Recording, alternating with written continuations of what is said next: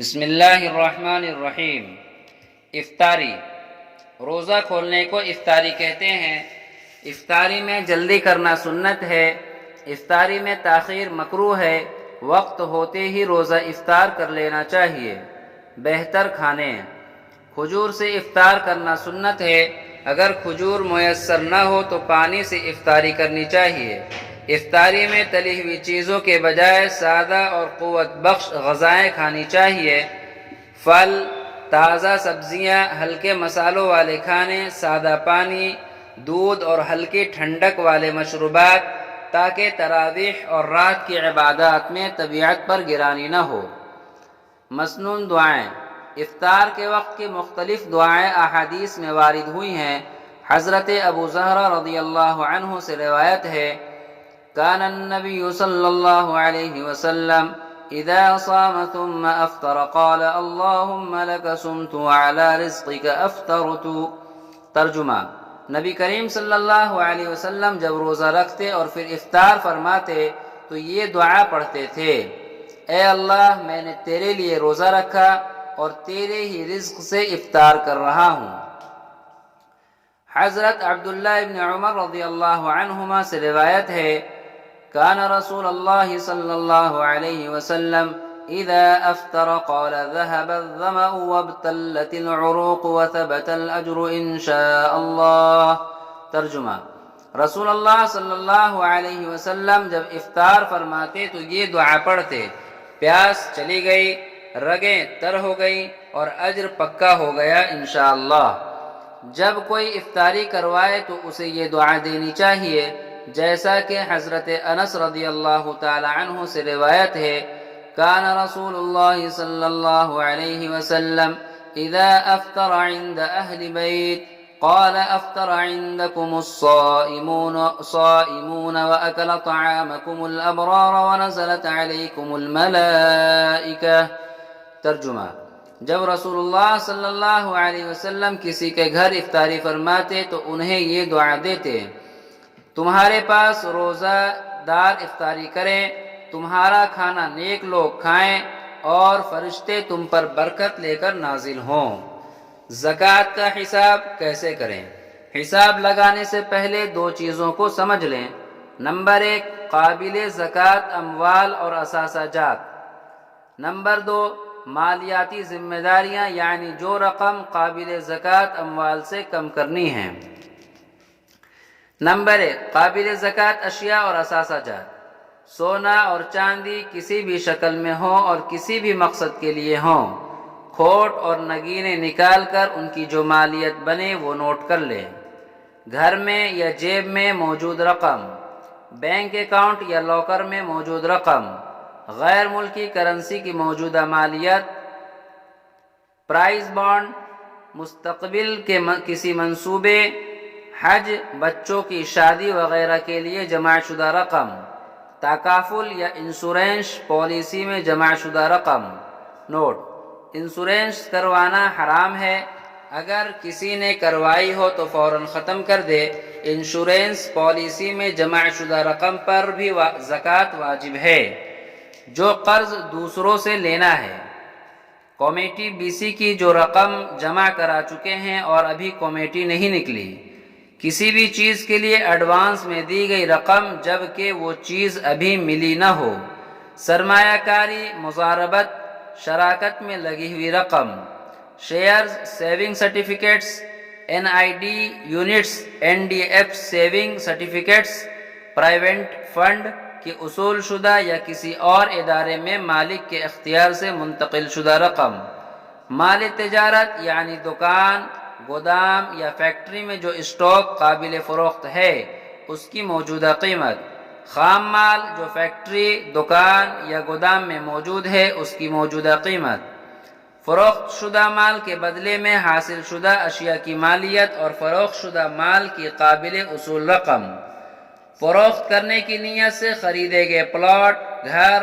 Flat, دکان یا زمین کی موجودہ قیمت۔ اوپر ذکر کردہ تمام اشیاء کی کل مالیت کا حساب نکال کر ٹوٹل کر لیں اور اسے A کا نام دے دیں۔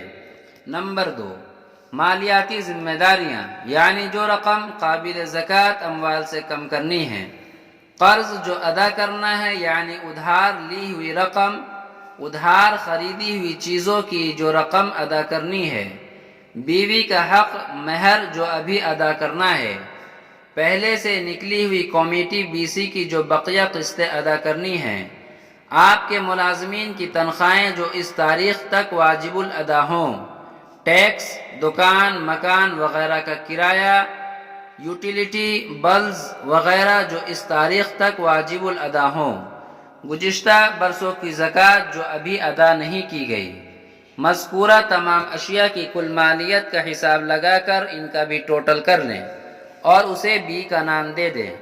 اب قابل زکوٰۃ اشیاء کی کل مالیت سے یہ بعد والی رقم یعنی مالیاتی ذمہ داریوں والی رقم تفریق کر دیں، یعنی A میں سے B کو تفریق کریں، جو جواب آئے اس کو 40 پر تقسیم کر دیں۔ اب جو جواب آئے وہ آپ کے ذمہ واجب الادا زکوٰۃ کی کل رقم ہے۔ مثال کے طور پر فرض کریں A کی مقدار 20 لاکھ اور B کی مقدار 2 لاکھ ہے۔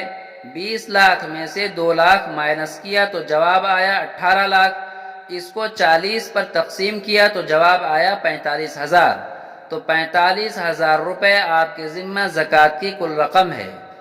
آپ یہ رقم اکٹھی بھی دے سکتے ہیں اور تھوڑی تھوڑی کر کے بھی ادا کر سکتے ہیں۔ توجہ، خواتین کے ذاتی استعمال کے زیور پر بھی زکوٰۃ فرض ہے۔ استعمال کی گاڑیوں، گھروں اور دیگر سامان پر زکوٰۃ نہیں۔ منافع کمانے کے لیے خریدے گئے پلاٹ پر زکوٰۃ ہے، گھر بنانے کے لیے خریدے گئے پلاٹ پر زکوٰۃ نہیں۔ سال گزرنے سے مراد 1 سال مال پر گزر جائے، اس کا مطلب یہ نہیں کہ ہر روپے یا مال پر مستقل سال گزرے۔ سال گزرنے سے مراد یہ ہے کہ جس تاریخ میں آپ کے پاس پیسہ یا نصاب موجود ہو وہ تاریخ طے کر لیں۔ یہ تاریخ قمری یعنی چاند کی تاریخ ہونی چاہیے۔ اگر تاریخ یاد نہ ہو تو کوئی بھی قمری تاریخ طے کر لیں اور آئندہ سال جب وہی تاریخ آئے اس وقت حساب کر لیں۔ سال کے درمیان میں پیسے آتے جاتے رہیں، اس سے فرق نہیں پڑتا۔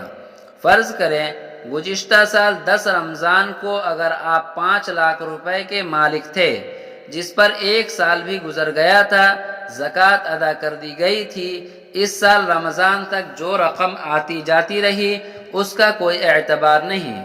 بس اس رمضان میں دیکھ لیں کہ آپ کے پاس اب کتنی رقم ہے اور اس رقم پر زکوٰۃ ادا کریں۔ مثلا اس رمضان میں 6 لاکھ روپے آپ کے پاس قرض نکال کر باقی بچ گئے ہیں تو 6 لاکھ پر 2.5% زکوٰۃ ادا کریں۔ غلط فہمی کا ازالہ، بعض لوگ رجب کو زکوٰۃ کا مہینہ سمجھتے ہیں اور بعض شعبان کو اور کچھ لوگ رمضان کو زکوٰۃ کا مہینہ سمجھتے ہیں اور اسی مہینے میں زکوٰۃ ادا کرتے ہیں۔ یہ بات درست نہیں۔